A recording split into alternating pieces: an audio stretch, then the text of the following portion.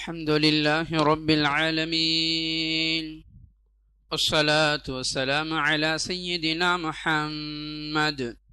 نحمده ونستعينه ونستغفره ونؤمن به ونتوكل عليه، ونعوذ بالله من شرور أنفسنا ومن سيئات أعمالنا. من يهده الله فلا مضل له ومن يضلله فلا هادي له، ونشهد أن لا إله إلا الله وحده لا شريك له، ونشهد أن سيدنا وسندنا ومولانا محمد أحمد عبده ورسوله. اللهم صل على سيدنا محمد وعلى آله وأصحابه وسلم تسليما كثيرا كثيرا. أما بعد، فقد قال الله تعالى في محكم تنزيل والفرقان المجيد بعد أعوذ بالله من الشيطان الرجيم. بسم الله الرحمن الرحيم. واعبد ربك حتى يأتيك اليقين. وقال تعالى: إن الذين قالوا ربنا الله ثم استقاموا تتنزل عليهم الملائكة ألا تخافوا ولا تحزنوا وأبشروا بالجنة التي كنتم توعدون. صدق الله العلي العظيم. وقال رسول الله صلى الله عليه وسلم: أحب الأعمال إلى الله أدومها وإن قل، أو كما قال صلى الله عليه وسلم. கண்ணியமிக்க அல்லாஹ் நல்லடியார்களே, கடந்த மாதம் ரமலானுடைய மாதத்தை அடைந்து ரமலானின் பலவிதமான நற்பண்புகளை பெற்றவர்களாக, பலவிதமான அமல்களை செய்தவர்களாக, வருடங்களிலே இந்த தருணம்தான், இந்த மாதம்தான் உள்ள பக்குவமும் சரி, அதேபோல் அமலில் சிறந்த அமலை பெற்றவர்களாகவும் எல்லா விதமான உயர்ந்த தகுதி பெற்றவர்களாக நாம் இருக்கின்றோம். குறிப்பாக குர்ஆனுக்கும் நமக்குமான தொடர்பு அதிகமாக இருந்தது இந்த ரமலானுடைய மாதத்திலே. அல்லாஹ் ரப்புல் இஸ்ஸத் குர்ஆனை வெறுமனே வார்த்தையால் ஓதுவதற்காக மாத்திரம் அல்லாஹ் கொடுக்கவில்லை. அதனுடைய பண்புகள், அதனுடைய கட்டளைகள், அதனுடைய எல்லா விதமான நற்பண்புகளும், அல்லாஹ்வால் தடுக்கப்பட்ட எல்லா விதமான தீய குணங்களும் நம்மை விட்டு விலக வேண்டும் என்பதையே அல்லாஹ் ரப்புல் இஸ்ஸத் நம்மிடத்தில் எதிர்பார்க்கிறான். அதன் அடிப்படையிலே அல்லாஹ் விரும்பக்கூடிய உன்னதமான ஒரு பண்பு, ரமலானுடைய நோக்கமாகவே அல்லாஹ் ரப்புல் இஸ்ஸத் தெள்ள தெளிவாக ஒரு ஆயத்திலே கூறிய பண்பு தக்வாவுடைய வாழ்க்கை. அல்ஹம்துலில்லாஹ், அதை பற்றிய விரிவான கருத்துக்கள் எல்லாம் கடந்த காலங்களிலே நாம் பார்த்தோம். அதனை தாண்டி குறிப்பாக 10 விதமான பண்புகளை பற்றி, உயர்ந்த பண்புகளை பற்றி குர்ஆன் நம்மிடத்தில் பேசுது. அதிகமான இடங்கள்ல இந்த 10 விதமான பண்புகளை பற்றி அதிகமான இடத்திலே அல்லாஹ் ரப்புல் இஸ்ஸத் நம்மிடத்திலே இந்த உயர்ந்த 10 பண்புகளை எப்படியாவது நம் வாழ்க்கையில் நாம் சந்தர்ப்பங்களிலே அந்த 10 பண்புகளையும் நான் நடைமுறைப்படுத்த வேண்டும் என்பதை அல்லாஹ் தெளிவாக திரும்ப திரும்ப கூறி நமக்கு அந்த 10 பண்புகளை விளக்குகின்றான். அந்த 10 பண்புகளுக்குண்டான விளக்கங்கள், அதற்குண்டான உதாரணங்கள் ஏராளமான சம்பவங்களிலே நாம் பார்க்கலாம், ஏராளமான சம்பவங்கள். ஆனால் அல்லாஹ் ஒரு சம்பவத்திலே இந்த 10 பண்புகளையும் தாண்டி ஏராளமான பண்புகளையும், ஏராளமான நடைமுறை பண்புகளையும், அதே போல ஏராளமான சட்ட திட்டங்களையும், ஏராளமான விஷயங்களையும் நமக்கு கற்றுத்தருகிறான். அதுதான் அல்லாஹ்வால் சர்டிபிகேட் கொடுக்கப்பட்ட எனக்கு பிடித்த அழகிய சம்பவம் என்று கூறக்கூடிய யூசுப் அலைஹிஸ்ஸலாம் அவருடைய சரித்திரம். யூசுப் அலைஹிஸ்ஸலாம் அவருடைய சரித்திரத்தை பற்றி அல்லாஹ் குர்ஆனிலே ஆரம்பிக்கும் பொழுதே நஹ்னு நகுஸ்ஸு அலைக அஹ்ஸனல் கஸஸ், நான் ஒரு சரித்திரம் உங்களுக்கு சொல்ல போறேன். அது எப்படிப்பட்ட சரித்திரம் தெரியுமா?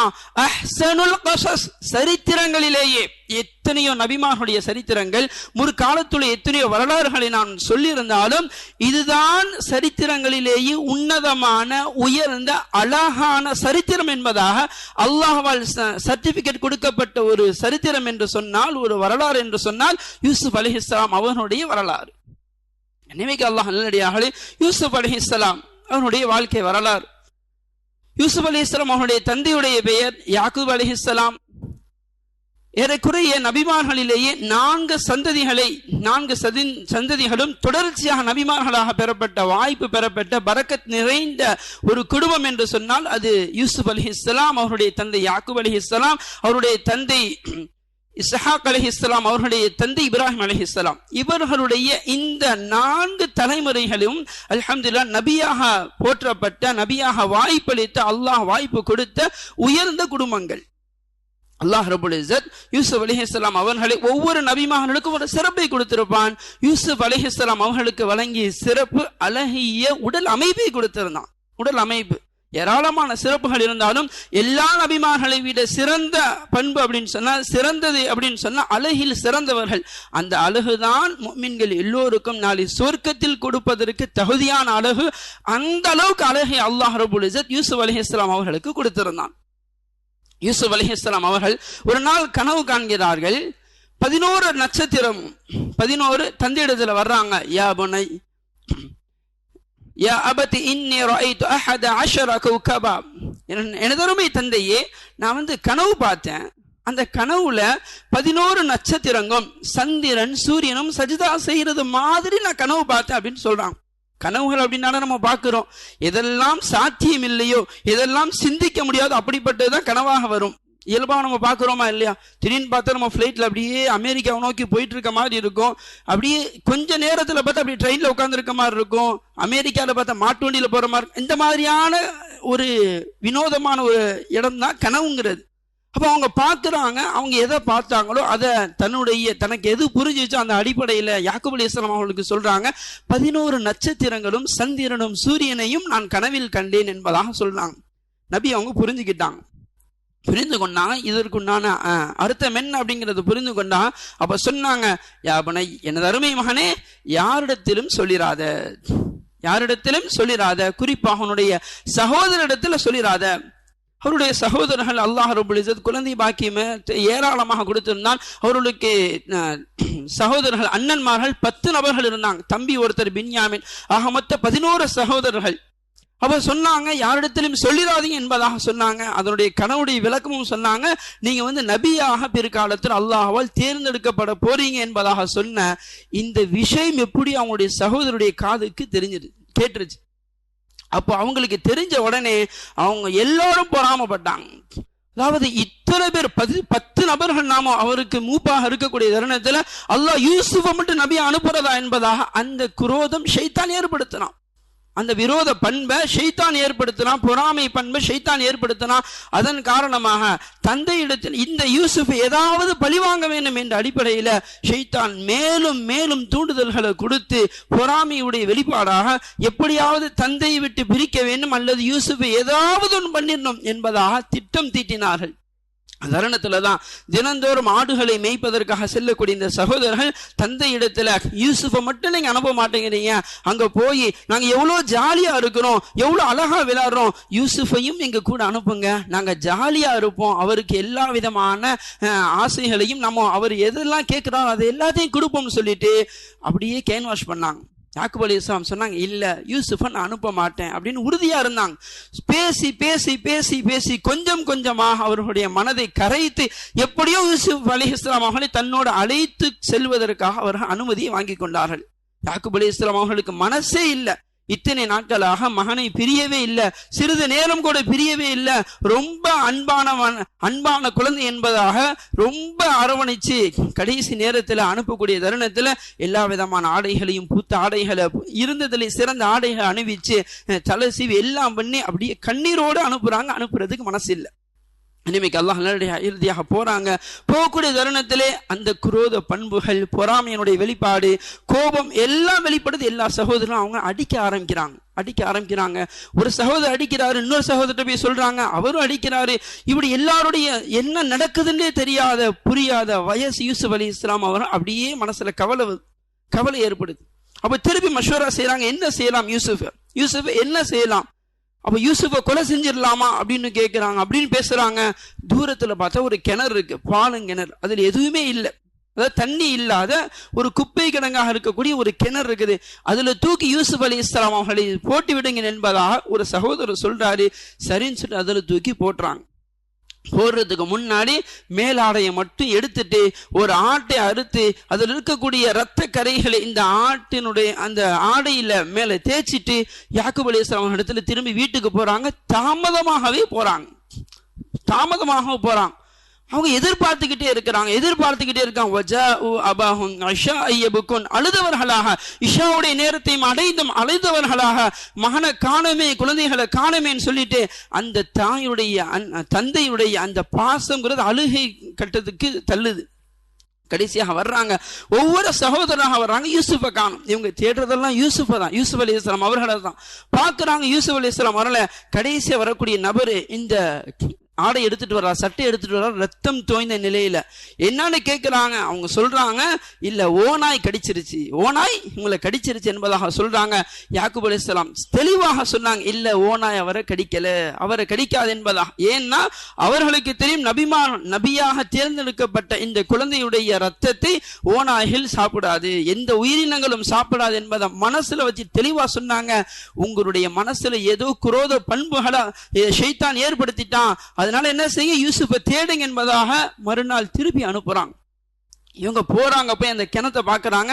அந்த தருணத்துல அந்த பக்கமாக வந்து அந்த வியாபார கூட்டம் ஒண்ணு வருது. இந்த காலத்துல எல்லாம் ஒட்டகத்திலையும் குதிரையிலும் இது போன்ற பிராணிகளிலும் பயணம் செய்யக்கூடிய அந்த பழக்கங்கள் இருக்குது. அப்போ பிரயாண கூட்டம் ஒன்று வந்தது. அந்த கூட்டத்துக்கு வந்து தண்ணியுடைய தேவை ஏற்பட்டு 2 பேருக்கு பொறுப்பு கொடுத்து தண்ணி எங்கேயாவது கிடைக்குதான்னு சொல்லிட்டு பார்க்க அனுப்பி இருக்கிறாங்க. அந்த தருணத்துல இவங்க இந்த கிணற பார்க்கறாங்க. கிணத்துக்குள்ள அந்த பாத்திரத்தை போட அந்த தருணத்துல அல்லாஹ் ரப்புல் இஸ்ஸத் இவர்களை ஏறும்படியாக ஜிப்ரீல் அலைஹிஸ்ஸலாம் அவர்கள் மூலமாக கட்டளை கொடுத்திருந்தான்.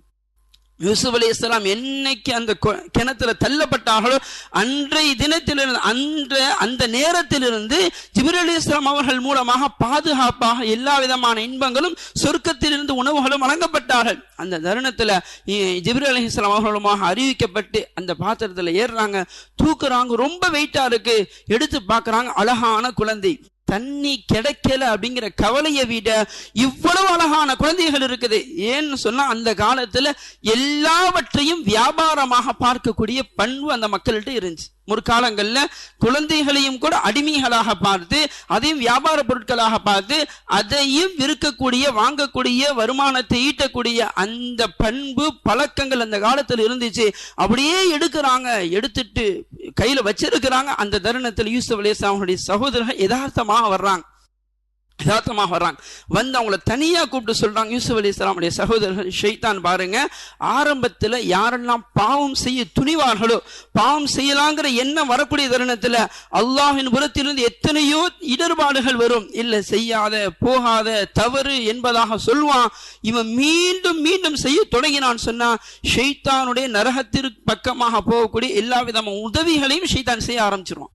அப்ப ஷைத்தான் எவ்வளவு திட்டங்களை அழகான முறையில் அவங்களுக்கு கொடுக்குறான் பாருங்க. அவனை தனியா கூப்பிட்டு சொல்றாங்க, இவன் எங்க வீட்டை அடிமைதான், ஒன்னே ஒண்ணு மட்டும் அவன் கெட்ட பழக்கம், அவன் சொல்றதெல்லாம் பொய்.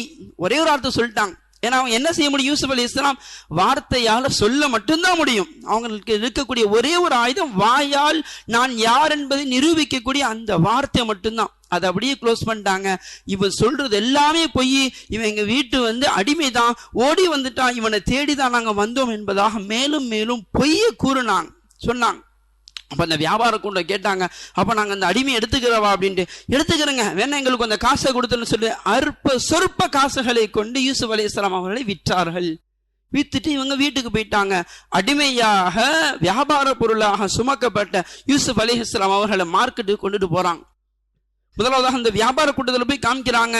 அந்த வியாபார தலைவர்கிட்ட சொல்றாங்க, அழகான ஒரு குழந்தை கிடைச்சிருக்குது, வியாபார பொருளாக நமக்கு கிடைச்சிருக்கு, அடிமையாக கிடைச்சிருக்குன்னு சொன்ன உடனே அவருக்கும் தண்ணி கிடைக்கலேங்கிற கவலையை விட இந்த குழந்தை கிடைச்சிருச்சு, வியாபார பொருளாக லாபம் கிடைச்சிருச்சுன்னு சொல்லிட்டு உன்னதோட அவர் உயர்ந்த பண்போட ஏதோ லாப நோக்கத்தோட அதையும் எடுக்கிறார். இன்னைக்கு அல்லாஹ் நல்லடியாக நீண்ட சரித்திரம். பிறகு அப்படியே மார்க்கெட்டுக்கு கொண்டுட்டு போறாங்க. கொண்டுட்டு போகக்கூடிய தருணத்துல எல்லோரும் விலை பேசுறாங்க, அதிகமான கூட்டங்கள் வாங்குறாங்க. கடைசியாக அமைச்சர் அந்த யூசுப் அலைஹிஸ்ஸலாம் அவர்களை வாங்கிட்டு போறாங்க. அமைச்சருக்கு குழந்தை இல்லை, நீண்ட நாட்களாக குழந்தை இல்லை. போய் வளர்க்குறாங்க, ரொம்ப பாசத்தோட அன்போட வளர்க்குறாங்க. அவருடைய மனைவியார் ஜுலைஹா அம்மையார் அவர்களும் ரொம்ப அன்போட பாசத்தோட வளர்த்துக்கிட்டு இருக்கிறாங்க. வாலிப வயது யூசுப் அலைஹிஸ்ஸலாம் அவர்கள் அடைந்த போது அந்த தருணத்துல ஷைத்தான் எவ்வளவு மோசமான எண்ணத்தை ஏற்படுத்துறான்னு சொன்ன ஜுலைஹா அம்மையார் அவர்களுக்கு மோசமான ஒரு ஆசை ஏற்படுது. பல முறை தனியாக செய்கினையாக ரொம்பவும் எப்படியோ வலுக்கட்டாயமாக அழைக்கிறாங்க, தவறான பாதியின் பக்கமாக அழைக்கிறான். யூசுப் அலைஹிஸ்ஸலாம் மறுத்துடுறாங்க. ஒரு நாள் தருணத்துல அமைச்சர் யாருமே இல்ல, காலியான இடமாக இருக்குது, அந்த கோட்டை முழுக்க காலியாக இருக்குது. அந்த தருணத்துல அடிமை பெண்கள்கிட்ட சொல்லி எல்லா கதவுகளையும் மூடுங்கன்னு சொல்றாங்க. எல்லா கதவுகளையும் மூடிட்டாங்க. தருணத்துல யூசுப் அலைஹிஸ்ஸலாம் அவர்களை அழைக்கிறாங்க. இவங்க மறுக்கிறாங்க, வேகமா துரத்திக்கிட்டு போறாங்க. யூசுப் அலைஹிஸ்ஸலாம் அவர்களை ஆடையை பின்னாடி பிடிக்கக்கூடிய தருணத்துல ஆடை கிழிஞ்சிருது. கதவு கிட்ட போறாங்க. யதார்த்தமாக அமைச்சரும் வந்துடுறாரு. எனவே அல்லாஹ் நல்லடியார்களே, அந்த தருணத்துல யூசுப் அலைஹிஸ்ஸலாம் அவர்கள் எவ்வளவு நல்ல வாலிபர் என்பதாக அமைச்சருக்கு தெரியும். ஆனால் அரண்மனையில் இருக்கக்கூடிய எல்லோரும் தன் மனைவியும் சேர்ந்து யூசுப் அலைஹிஸ்ஸலாம் அவர் எவ்வளவு மோசமான என்பதாக பல விதமான இட்டுக்கட்டான விஷயங்களை அப்படியே வாய்க்கு வரக்கூடிய எல்லா பொய்களையும் சொல்றாங்க. அந்த தருணத்துல அல்லாஹ்வால் நல்லடியார்களுக்கு வினோதமான முறையில் அல்லாஹ் எல்லா தருணத்திலும் உதவி செய்வான். தொட்டில படுத்திருந்த ஒரு குழந்தை, அடிமை பெண்கள்ல ஒரு பெண்ணுடைய ஒரு குழந்தை பேசுது. ஃபலம்மா ரஆ கமீஸஹு, அதாவது அவருடைய அந்த கமீஸ், அதாவது ஆடை என்பது முன்னால கிழிஞ்சிருச்சுன்னு சொன்னா, அந்த ஆடை முன்னால் கிழிந்திருந்தால் யூசுப் தவறு செய்தவர், அவருடைய ஆடை பின்னால் கிழிந்திருந்தால் ஜுலைஹா தவறு செய்தவர், அந்த யூசுப் உண்மையானவர் என்பதா அந்த குழந்தை பேசுது. பாருங்க, யூசுப் நல்லவர், ஜுலைஹா பொய் அப்படின்னு சொல்லல. பெண்ணா ஆனா யாரு பொய் சொன்னவங்க, யார் உண்மையாளர் என்பதா அல்லாஹ் அழகான முறை தெளிவாக சொல்றான். அப்போ எல்லாரும் புரிஞ்சுக்கிட்டாங்க. ஊர் முழுக்க ஒரே பேச்சு. என்ன பேச்சு? அந்த சாதாரண அமைச்சருடைய மனைவி அடிமை யூசுஃபுக்கு ஆசைக்கினங்க இப்படி மோசமாக நடந்துக்கிட்டாங்களே, கீழ்த்தரமாக நடந்துக்கிட்டாங்கன்னு சொல்லிட்டு இப்படிப்பட்ட வார்த்தையை பேசும். இவங்களும் என்ன செய்யறாங்க, ஒரு மீட்டிங் அரேஞ்ச் பண்றாங்க, பெண்களுக்கு உண்டான மீட்டிங் அரேஞ்ச் பண்றாங்க.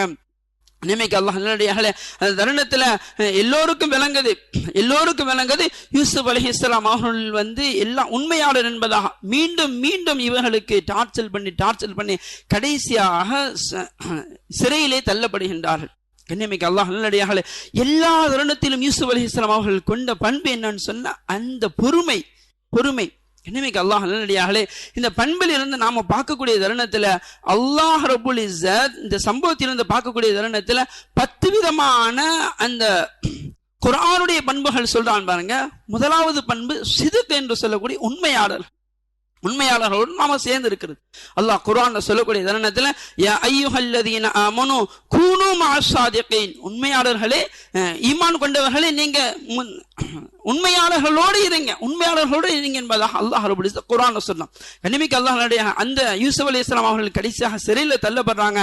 அந்த தருணத்தில் 2 பேர் வர்றாங்க. அங்க 2 ஊழியர்கள், அரண்மனையில வேலை பார்த்த 2 ஊழியர்கள் வர்றாங்க. அந்த 2 பேர் யாருன்னு சொன்னா, ஒன்னு ஜூஸ் பிழிஞ்சு கொடுக்கக்கூடிய, பழச்சாறு பிழிஞ்சு கொடுக்கக்கூடிய அந்த ஊழியரும், ரொட்டி சுட்டு கொடுக்கக்கூடிய அந்த ஊழியரும் வர்றார். 2 பேரும் என்ன, இவர்கள் மீது இட்டுக்கட்டப்பட்டிருக்கு. 2ல ஒரு நபர் யாரோ அரசருக்கு விஷம் தோய்த்து அவரை கொல்வதற்காக எதிரி நாட்டு அரசருக்கு உதவி செய்யக்கூடிய அந்த சூழ்ச்சிகளை 2 பேர்ல யாரோ ஈடுபட்டுட்டாங்க. 2 பேர்ல யாரும் தெளிவா தெரியாம உள்ள சிறையில் அடைக்கப்படுறாங்க. இந்த வர்ற இவங்க யூசுப் அலைஹிஸ்ஸலாம பாக்குறாங்க, நல்ல பண்போட எல்லா ஆக்டிவிட்டிஸும் நல்லா இருக்குது.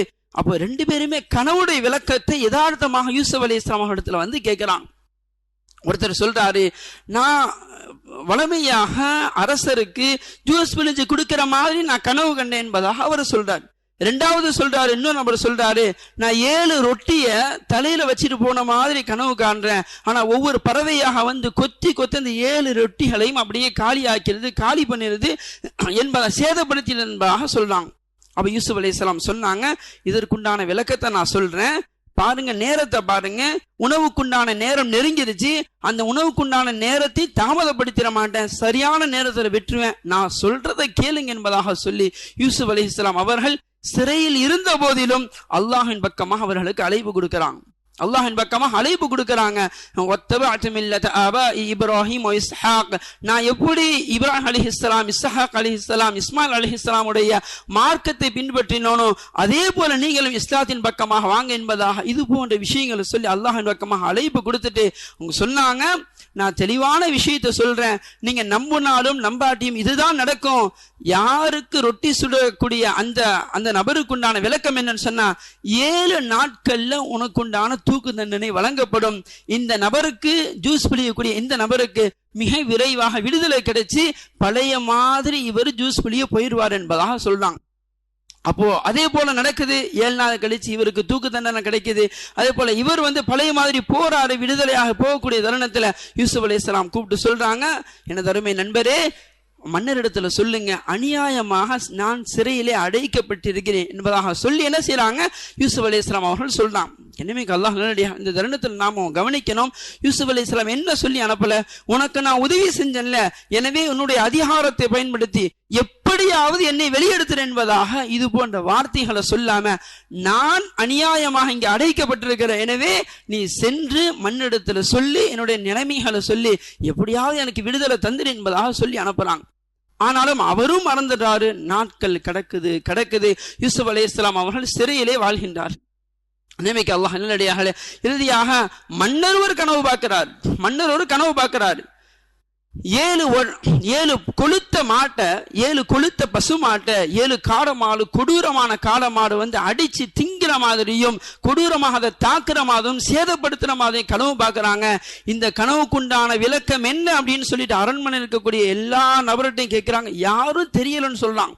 இறுதியாக அந்த பழம் பிழியக்கூடிய அந்த மனிதர் சொல்றாரு, எனக்கு தெரியும் யூசுப் ஐயா சித்தீக், யூசுப் என்ற உண்மையை பேசக்கூடிய ஒரு நபர் அங்க இருக்கிறார், சிறையில் இருக்கார், உடனே போய் கூட்டிட்டு வாங்கன்னு சொல்றாங்க. இவர் போறாரு, போய் கூப்பிடுறாரு. யூசுப் அலைஹிஸ்ஸலாம் சொல்லிட்டாங்க, இல்ல, நான் அநியாயமாக இங்க அடைக்கப்பட்டேன், எனக்குண்டான நீதம் கிடைச்சா மட்டும்தான் நான் வெளியே வருவேன் என்பதாக வர்றதுக்கு மறுத்துறாங்க. அரசர் கூப்பிட்ட போதிலும் அழைத்த போதிலும் யூசுப் அலைஹிஸ்ஸலாம் அவங்க மறுத்துறாங்க. அல்லாஹ் நல்லடியாக இறுதியாக அவருடைய வழக்குகள் விசாரிக்கப்பட்டு யூசுப் அலைஹிஸ்ஸலாம் அவர்கள் உண்மையாளர் என்பதாக நிரூபணமாகி திருப்பி என்ன செய்றாங்க, யூசுப் அலைஹிஸ்ஸலாம் அவங்க மன்னர் வர்றாங்க. அதற்குண்டான கனவுகளை கேட்டு அதற்குண்டான விளக்கங்களை கொடுக்கறாங்க. 7 வருஷங்கள், வரக்கூடிய 7 வருஷங்கள்ல நல்ல விளைச்சல் எல்லாம் ஏற்படும், நாட்டுல நல்ல பசுமையாக இருக்கும் நாடு. அந்த நேரத்துல எல்லா விதமான விளைச்சல்களையும் நம்ம அப்படியே முழுசா பயன்படுத்தினாம அதிகமான விஷயங்கள், அதிகமான புற்பூண்டுகள் எல்லாத்தையுமே நாம ஸ்டாக் வைக்கணும்.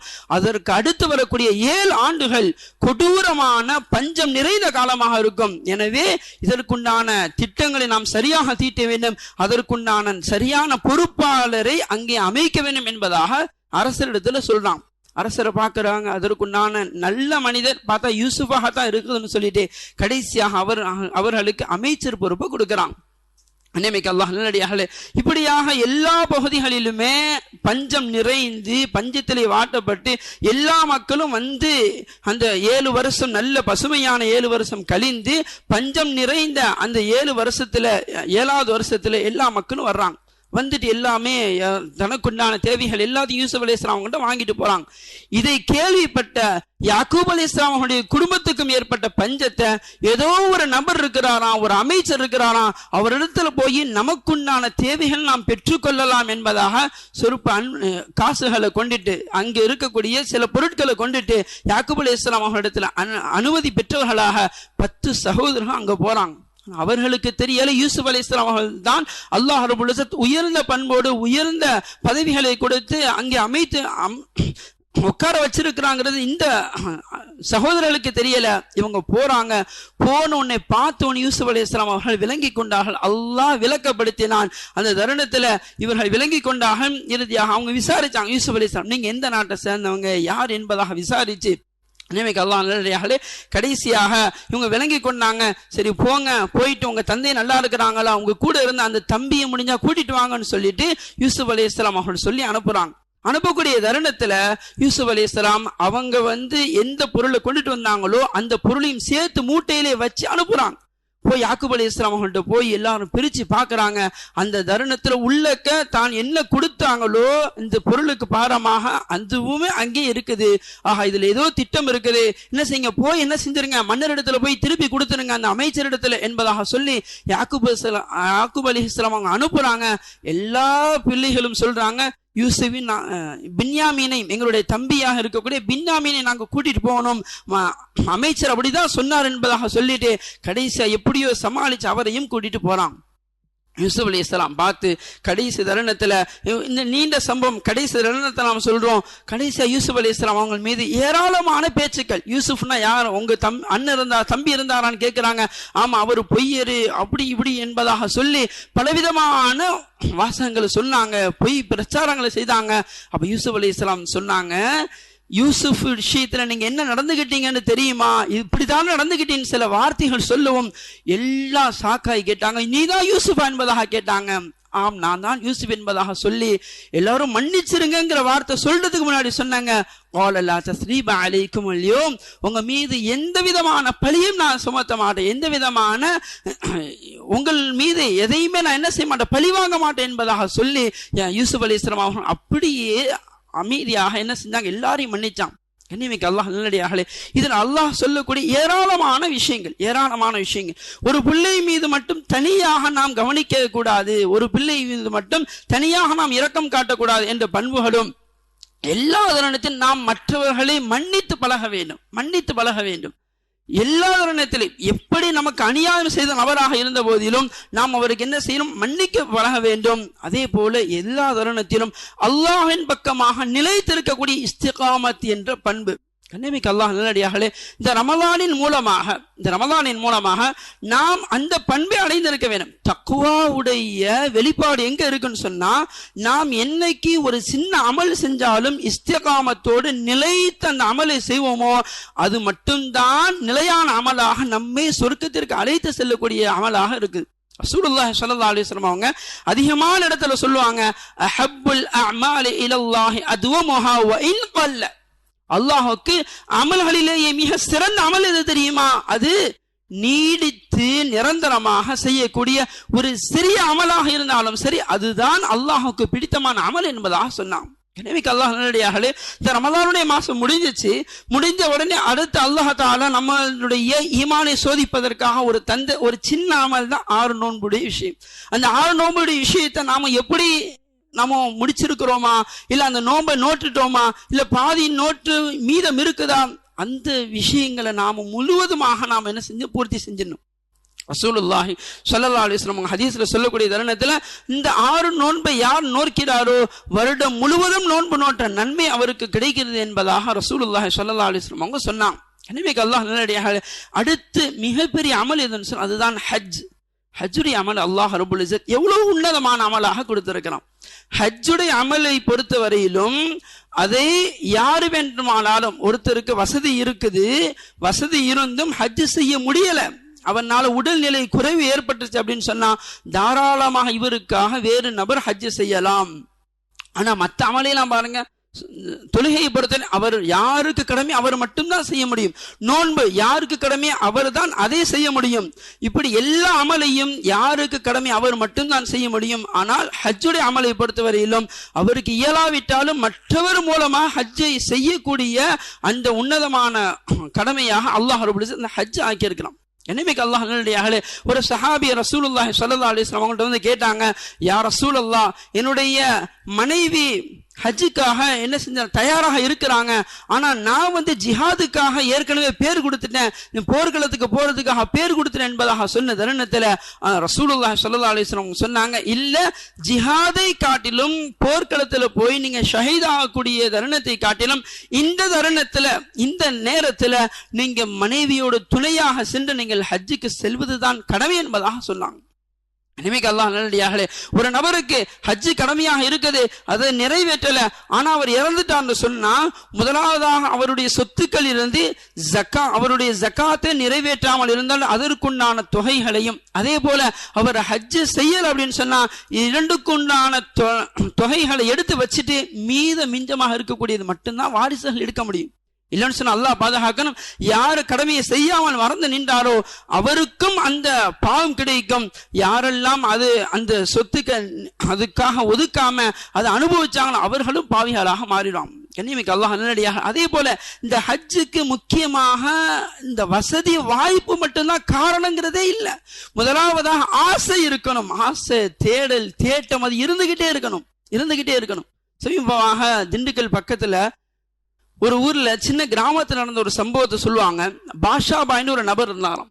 ஹலீல் முனீன் ஹசரத் அவங்க கூட தன்னுடைய பயான்ல சொல்லக்கூடிய தருணத்துல சொன்னாங்க, பாஷா பாய்னு ஒரு நபர் இருந்தாலும் சாதாரண ஒரு கூலி வேலை செய்யக்கூடிய நபர். இந்த மாதிரி ஏராளமான சரித்திரங்களை ஹஜ்ஜுடைய சம்பவங்கள்ல பார்க்கலாம்.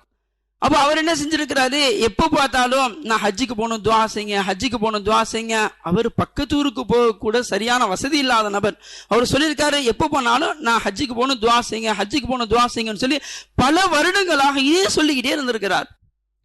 ஒரு தருணத்துல பல வருஷம் கழிச்சு இந்த ஹசரத் அவங்க போய் ஒரு நபர்கிட்ட கேட்கிறான், அந்த பள்ளி முத்தவழிட்டு கேட்கிறான், பாஷாவா எங்கன்னு கேட்ட உடனே அவன் அழுதுருக்கிறான்.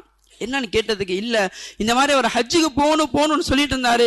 யதார்த்தமாக ஒரு நபர் ஒரு செல்வதை இவருக்கு ஹஜ்ஜுக்கு கூட்டிட்டு போனாங்க. அங்க போகக்கூடிய தருணத்துல எல்லா விதமான அமல்களையும் செஞ்சுட்டு கடைசி லுஹருடைய தொழுகக்கூடிய தருணத்துல சஜ்தாவுல அல்லாஹ் ரப்பல் இஸ்ஸத் அவருடைய ரூஹ வாங்கிட்டான் என்பதாக சொன்னாங்க. இன்னைக்கு அல்லாஹ் நல்லடியாக ஏராளமான ஹஜ் உம்ராக்கள் செய்றாங்க. எத்தனையோ நபர்கள் 50 உம்ராக்கள், 100 உம்ராக்கள், 10 ஹஜ்ஜுகள் வாழ்க்கையில செஞ்சுக்கிட்டே இருக்கிறோம். காரணம் என்ன, அங்க மரணம் கிடைக்கணும், மௌத்து கிடைக்கணுங்கிற அந்த ஆசையோடு இருக்கிறோம்.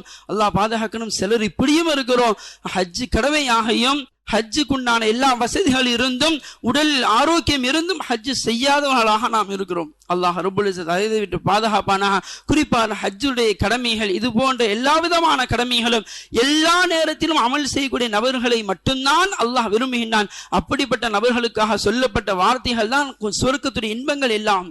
அல்லாஹ் ரப்பல் இஸ்ஸத் உயர்ந்த பண்புகளை பெறக்கூடிய பாக்கியத்தை தருவானாக.